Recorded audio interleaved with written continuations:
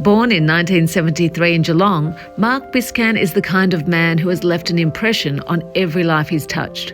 As the oldest of four, his childhood was a story of adventure, riding bikes, building cubbies and fixing things.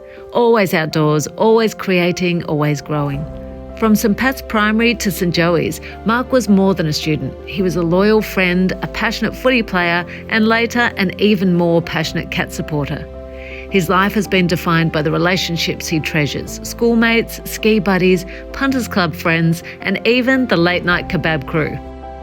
Mark met his sweetheart Marie in 1996 and by 2006 they were married and building a beautiful life together.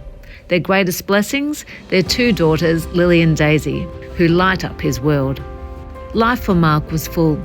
A thriving career as a successful builder, mountain bike trails to conquer, heli skiing adventures and snow-covered peaks to explore with family and friends. But no matter the height of his professional achievements, Mark's priority was always clear: family first. Then came a devastating diagnosis at age 50, MND. But even in the face of life's harshest challenge, Mark has refused to be defined by sadness. Instead, he's discovered a deeper purpose, an awakening of compassion, gratitude, and a spiritual strength that guides him every day. Today, he's recording this interview in the hope that his journey might help others facing their own challenges with MND. Mark's story is one of resilience, love, and a profound reminder of what truly matters. Today, he shares how even the most unexpected detours can lead us to discover life's greatest meaning. Mark wants this to be a message of hope, not despair. Well, when you're young and you can't have a few drinks, then you need to go to the toilet. Everyone's been caught urinating in the street. So went before the magistrate. I said, okay, go and mind if home. Walked out, thought nothing of it. A couple of months later, I started going out with his daughter. And I was too scared to meet him. She said, don't worry, he has 20 of those a day, he won't remember you. He didn't remember me. Young Mark would have been very naughty. Didn't apply himself at school, but loved sport, being outside. Couldn't sit still. Always building cubby houses and playing footy and riding the bike. Just old school childhood. Well, Dad would work and he'd come home every night and Mum would say, right, Mark's done this, this and this. You need to give him a smack. And he'd be at work all day, so he couldn't walk in and just smack me for no reason. But yeah, so I was pretty naughty at home. Oldest of four. So I tortured the three younger kids, and they still talk about that. I just knew what buttons to push, as you do with your sibling. Yeah, we're very close now, yeah. Yes, in primary school, so being the oldest, if I was in grade 5 or 6 and I was naughty, they'd send me down to the grade 2's classroom. I had to knock on the door and ask to sit in the corner. The bad news about that was my sister was in grade 2, so she'd run home and tell Mum and Dad. So I always got found out. Yeah, so went to Joey's. I've still got a couple of very close mates from those days. Yeah, school was just, I hated school. Didn't want to be there and just wanted to be outdoors. I went to uni. Being the oldest, had no idea what uni was, but ended up at Deakin, did a Bachelor of Building. And then once I completed that, I got a job in Melbourne. I worked for a coin surveying firm on large projects like Crown Casino, Melbourne Airport, shopping centres, all that sort of stuff. While I was working there, got a postgraduate in Queensland, and then after about 2 years there, I decided it wasn't for me and started my own business. Well, so while I was working in Melbourne, decided I should buy a house, and so my father and I bought a property. Our plan paid for 2 units on it. So we built the 2 units, he sold his, I kept mine, and then after doing that I said to Dan, what about if I quit work, we do this full time?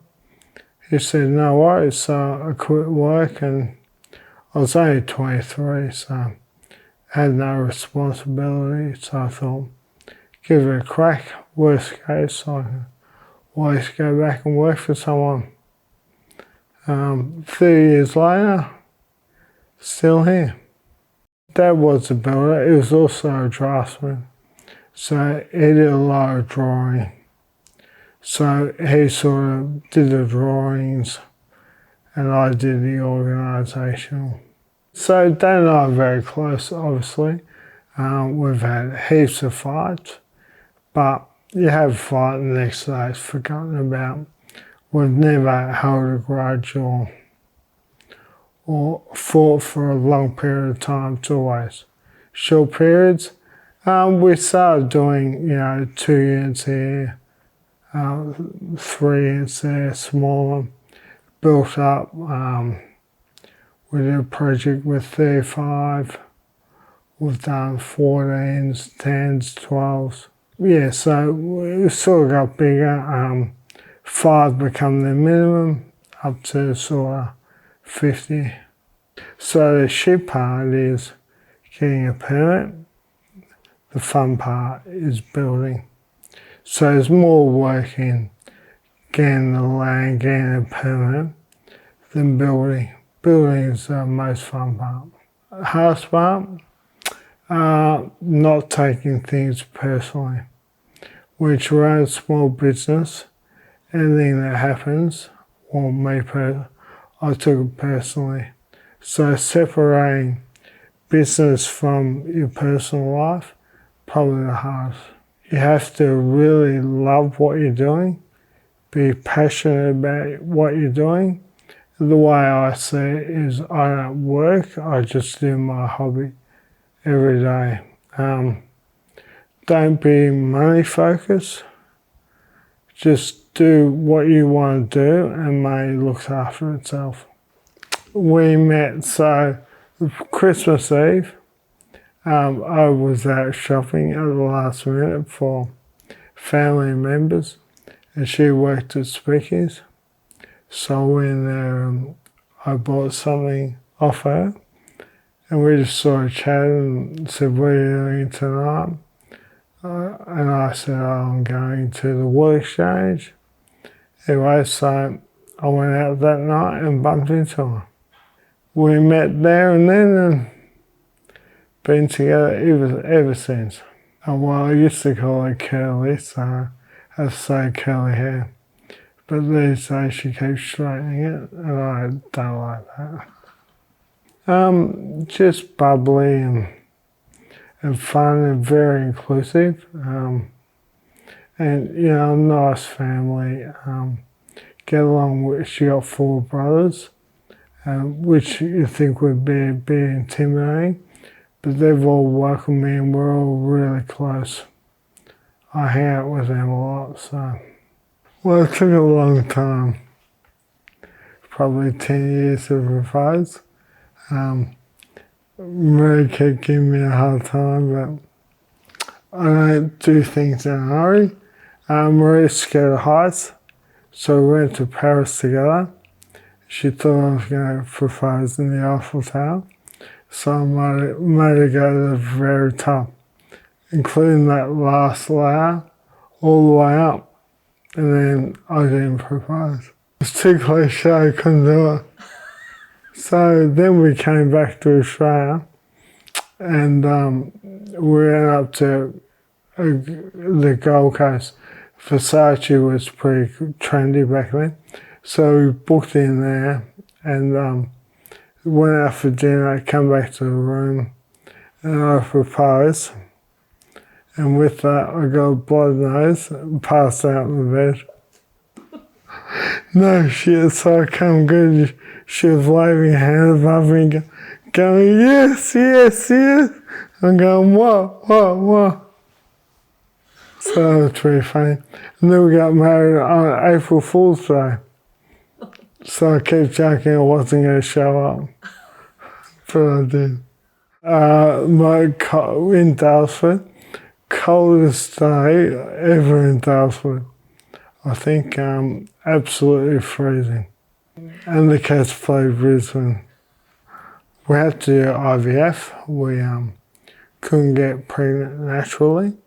So Lily was first go. We thought she was a boy.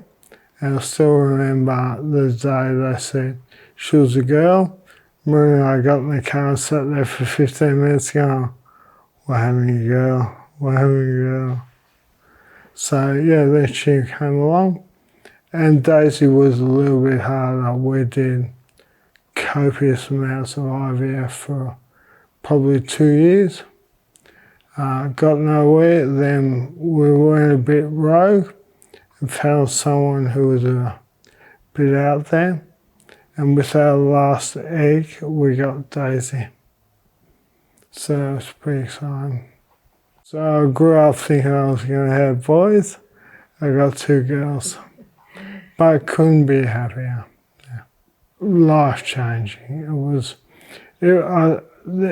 In life you have 2 thoughts. The way you think before kids and the way you think after kids. And it changes the instant they were born. So yeah, they just become your world. I just want to be there. Just whatever they do, we just want to be there, support them. So I've got friends from school, friends from uni, friends from work, and then friends from who we met basically when Lily started kindergarten. So all our kids have grown up as friends together. So they're very close. My 2 mates in Melbourne are horse racing buddies. A couple of mates in Geelong are my footy buddies. And then the schoolmates are my skiing buddies. Yeah, look, we get around. Marie doesn't like to sit still, so she drags me along, so mostly. What was uni? Probably drinking 4 nights a week, going out, watching you sing, and yeah, having a good time. It was a big part of my 20s. Going out all the time, having a good time with friends. Let's say one day a mate and I were going home from the pub. And we woke up in the morning, we had a trampoline in our backyard. We collected on the way home. Ended up at our house. So then the next day we thought, shit, how are we going to get this back? Couldn't do it sober, so we had to have a few cans so we could remember where to take it. A few blocks. We were walking out the street with the trampoline and a car came, so we dropped the trampoline and jumped in the front yard and hid, and the car stopped. Go out and goes, what's this trampoline doing here? Had a look around and then drove off so we could keep going.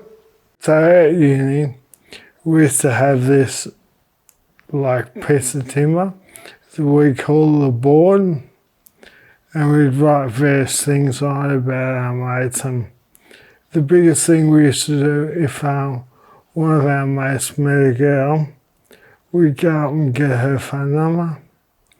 We'd write the phone number on the board. Then one of the boys would ring up, pretend he was the other boy, and invite her over. So we'd all sit there, and the doorbell would ring, And we go, Jamie, that's for you. He get up, open the door, and the girl would be saying, uni was a fun time.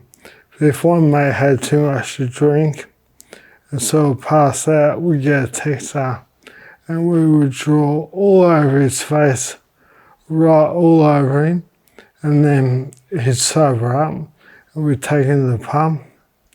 He wouldn't know it's been written all over till he went to the toilet and had a look in the mirror. Grew up a Cats supporter. So I've got a brother and two sisters. We all back for the Cats. We all go to the footy together, have since we were little kids, and still go to the footy together today. So it's a big thing. I said to my girls that ever bring a boy home, you don't back for Geelong, he'll be marched back out the door. Mum and Dad, so Mum's a line dancer, so she dances 3 or 4 times a week. Dad works with me, obviously, so we spend a lot of time together. They're very fit and well. They had me very young when they were 22, so they're 74, so they play a big part in my kids' lives and our life, especially at the moment with all the help I need. Mum was just always there, you know.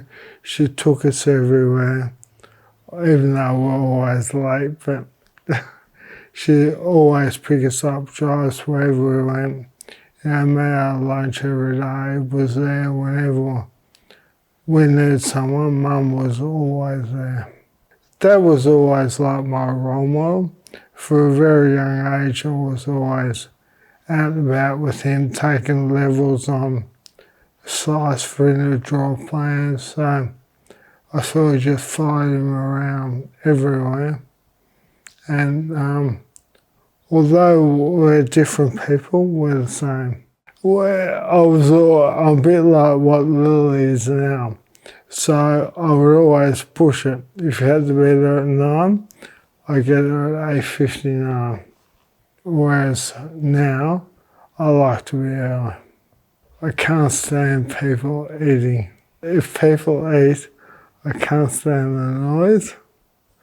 I can't stand if you hear spoon on a plate or a bowl. I can't stand smells.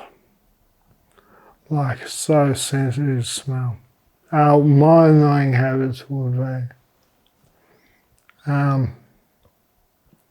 inappropriate dad jokes. Yeah, so skiing. Always love skiing.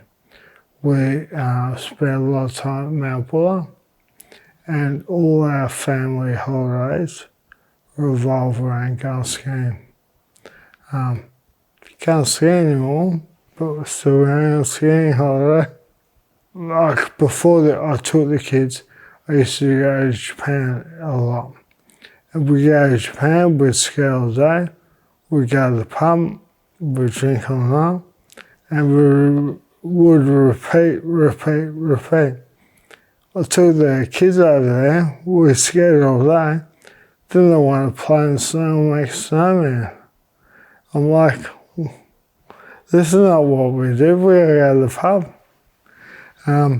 So that was an eye-opener. The other was, you know, when you start, put their boots on, carry their skis, listen to them whinge, you know, spend half an hour getting down runs. Then before you know them, they're dressing themselves, carrying their skis, and they're sitting down at the bottom waiting 10 minutes for you. So to take them from, you know, beginners to where they are now is to see them go past you, very exciting, very rewarding. Lily's probably very similar to me, very relaxed. There's no grey, it's white and it's black. But very caring, very close. Lynn and I are very close. We used to read together every night. Now she has a huge passion for the cats as well. So we go to the footy together, do that sort of stuff. Daisy is more like a mother. Has to be early everywhere. I'll explain our house in the morning. You have Marie screaming at Lily to get out of bed. You have Daisy already up and dressed, screaming at Marie to take her to school. So Daisy has to be early everywhere she goes. 2 functions in the day, not good for her because she always wants to know time. But she's got Marie's attributes in them. She cares for everyone. Beautiful kid. Very sporty days. Likes to play a lot of sport. I would have a pre-illness mantra and a post-illness mantra. Pre, I would probably not give a fuck. And then now, care about everything. So the first thing that happened to me was when I was walking, I was kicking the ground. And we didn't know what was causing that. Happened as I turned 50, February 23. So at start of my left leg, progressively went all the way up the leg, into my right leg, into my arms, whole body basically. It took them 10 months to diagnose me, and those 10 months were very tough. Thinking I had MND, everyone telling me you don't have MND, the roller coaster of good days, bad days, everything in between. When I started, I tried to train it out of my body, so I became obsessed with doing gym work, walking, physio exercise, all this stuff that, the physio said do it 3 times a week. I was doing it 7 times a week, sometimes twice a day, trying to get it out of my body. And that just made me worse every morning. Every morning, I felt like I'd run a marathon. It coincided with me turning 50. So walking around, my foot was kicking the ground. It was progressively getting worse. We're actually going to America to celebrate my 50th for 4 weeks. So I didn't want to go to the doctor before we went away, but I ended up going, and the doctor scared the shit out of me. Said, you need to get a scan. If the scan shows nothing, you could have brain tumour, a spinal tumour, MND, MS, and scared the shit out of me. And so had a scan, didn't show anything except I had a fractured coccyx. And that happened at my 50th party. Piss fell over. They said, just go on your holiday, have a good time, we'll sort it out when you get back. So I had 6 weeks, 3 weeks skiing, 1 week in LA with the family. Then my mates come over for 2 weeks for the Kentucky Derby. And so I couldn't ski, my symptoms were getting worse. Went to a clinic over there. They scanned me and said, don't worry about it, you've got something pushing on the nerve. Gave me some Valiums and see you later. So, kicked off for the rest of the trip. Going from the trip, that's when shit hit the fan. It was test after test after test. Panic attacks. I had what I call white coat fever. Couldn't go see a doctor. I couldn't walk into a doctor's room. Triggers were unbelievable. Don't know what would trigger you, but someone would say something, trigger me. Many deep holes. Very easy to dig, very hard to get out of. It was just like consume you, like you would break down to nothing. Couldn't walk, couldn't move. You were just quiet. So a 10-month period, February to December, worst 10 months of my life. The thought of having MND is even worse than having him. Got diagnosed 2 weeks before Christmas. Actually, not on my work Christmas party, so I had to cancel. And basically got given a tablet that night that I now take forever, and basically go and do whatever makes you feel good. So go home, have to tell everyone, person by person. Very hard that was, because it was almost like getting diagnosed every time you sat down with someone. So you could only do maybe 2 a day because it was so exhausting. But I didn't want to do it with a text message to close people. So we did all that, and then once everyone was close, then you could send out a general message to everyone else. Then what do? Shit. Try and make things so a psychiatrist, a psychologist, and then heard about meditation, mind. So night times were the worst, could not sleep. Everything amplifies at night time. Same thing. I've got MND, I've got MND, I've got MND. What's going to happen to me? All night, every night. And can't function, no sleep, just in the biggest hole and no way to get out. So how do you get out? Well, you got to find new people who try absolutely everything. We start with noise at night time, rainstorms, nature sounds. I didn't know the thing is guided meditation.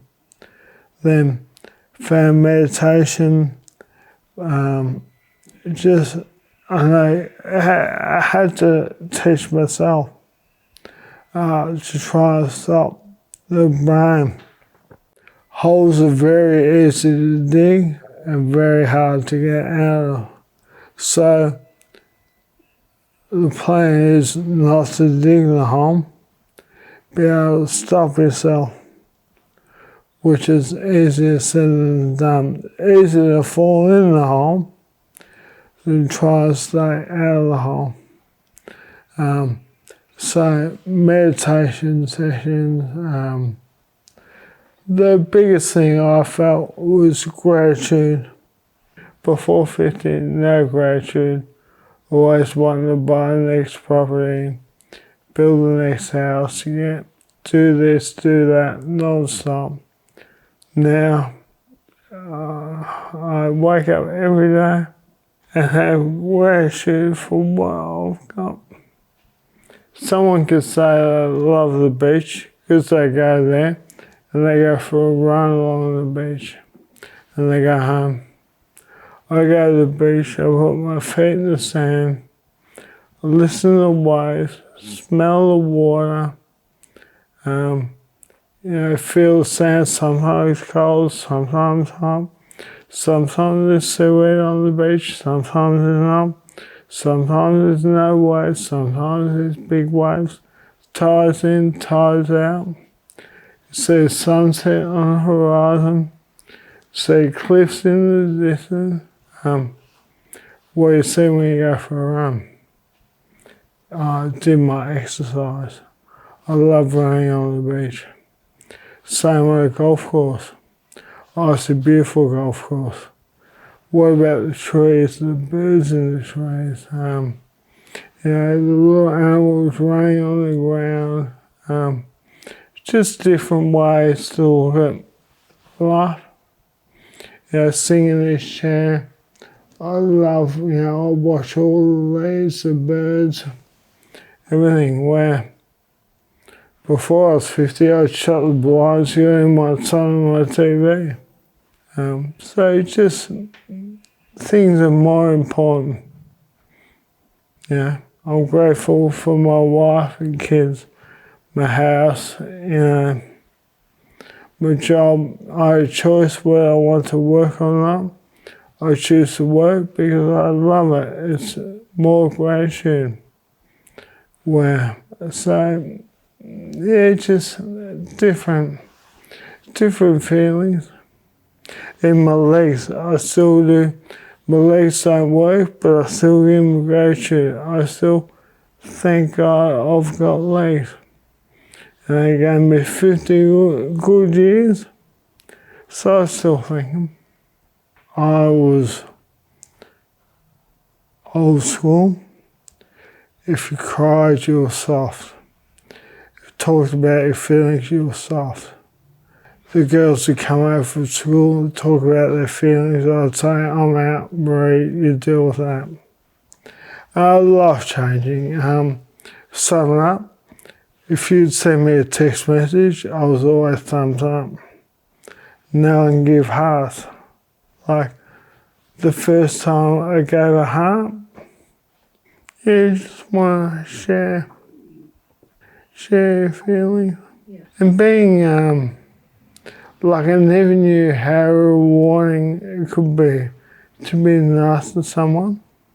Give someone, you walk in the door, I say, geez, your hair looks beautiful. Now, that lights up your face, makes me feel good. You've gone the effort to do your hair, someone acknowledges that, feels, it's good, but I couldn't believe when you say to someone how good that makes me feel. Where I would never give compliments or do anything that was, around feelings. Now, I used to be an uncomfortable kisser, a comfortable hugger. Now I hug everyone. Even my mates, I tell them I love them, Just embracing, not hiding anything. That's sort of a big change. And love myself, I always was trying to be hard on myself. And now just love the person I am. Don't worry about, what you weigh, how fit you are. You just love every day what you are. Driving home from the hospital after the diagnosis, looking out the window, I saw stuff I hadn't seen in 50 years. It was instant. I was probably scared of spiritual world. Now I embrace everything. What I've done, tried, been through. Anything out there that can help. 1% as I call them, pretend 1% make 10%. So I think of retrain my brain to it. There's still a long way to go, but I haven't had a panic attack for quite a while. And just look at positive. There's positives in everything, so look at positive, not negatives. I said before I have white coat fever, so when I go to the doctors, I would leave the doctors and I would take 2 words and I would manage to twist them into a negative. And then I would think about that 24/7.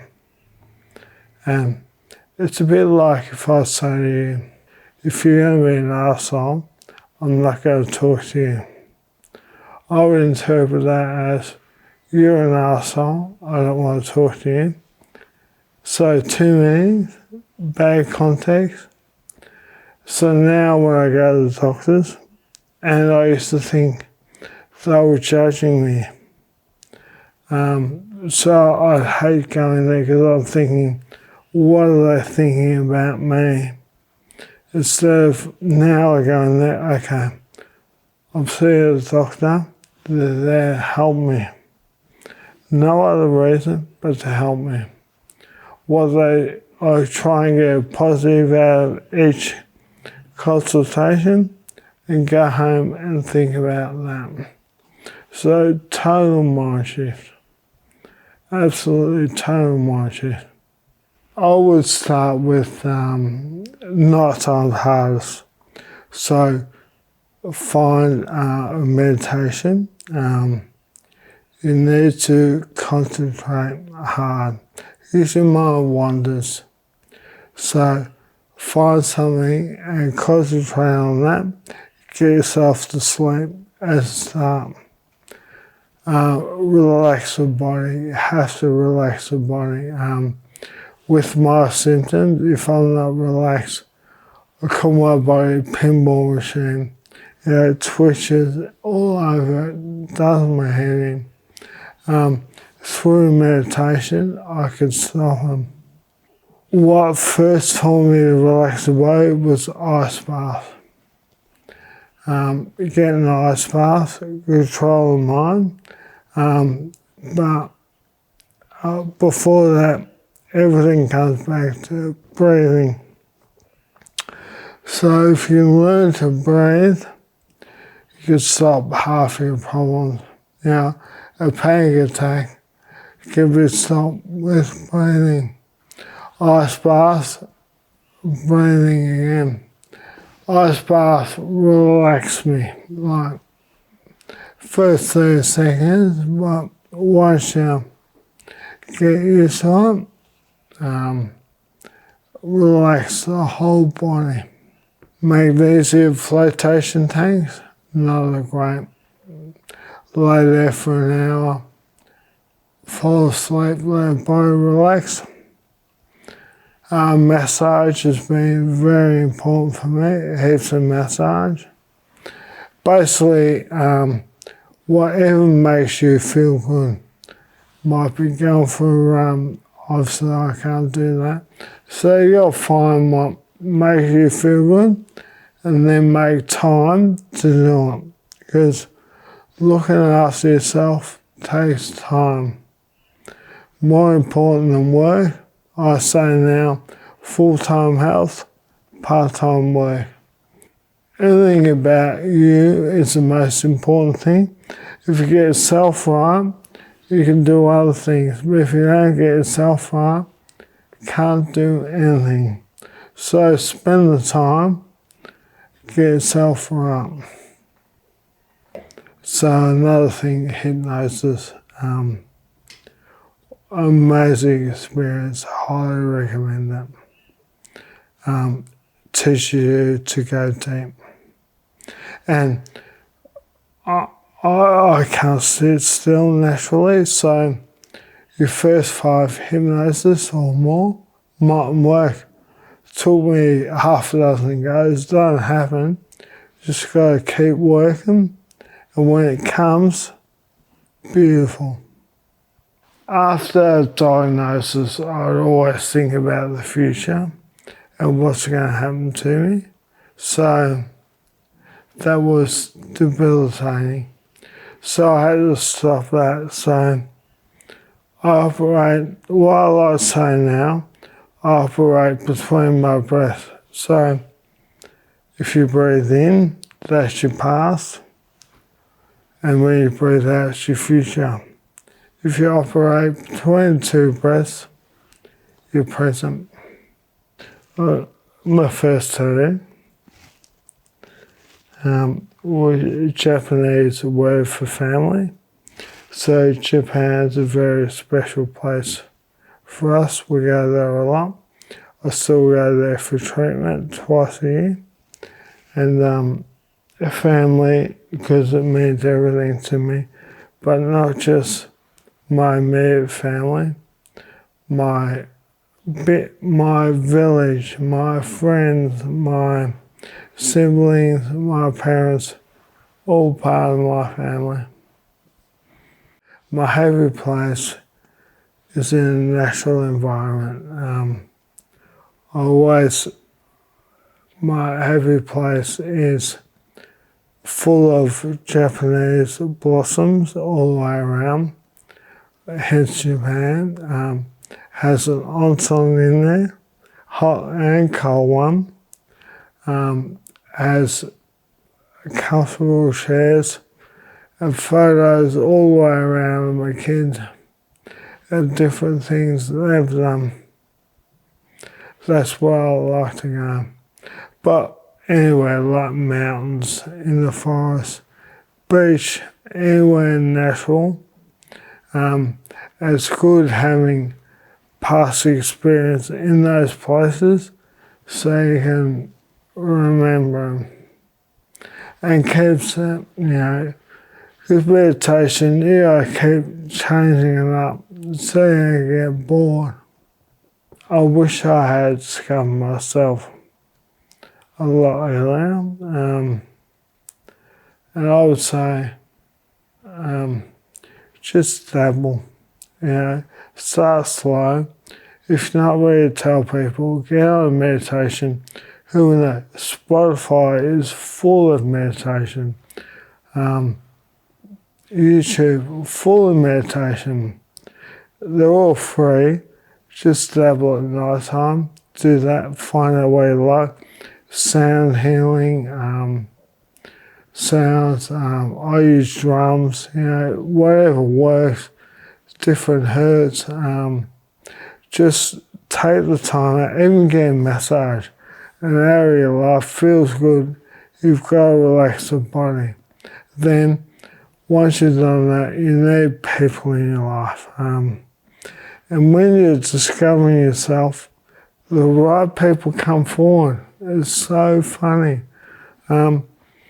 Just meet people and you'll have friends that you can talk to about them and have friends you can't. Doesn't mean they're better friends or worse friends. It just means it's not for them, it's for them. So if you can get someone like I'm lucky, I've got Maureen, I've got siblings, parents, and really close friends who get me. And therapists, like, I seem to gel with everyone that helps me. And there's good people out there that want to help. Right here today because of our meditation yesterday where my message was, help others to help me. The way my mantra is, I have MND. I can be sad or I can be happy, but I'm still going to have MND. So let's be happy and try and make everyone around you happy.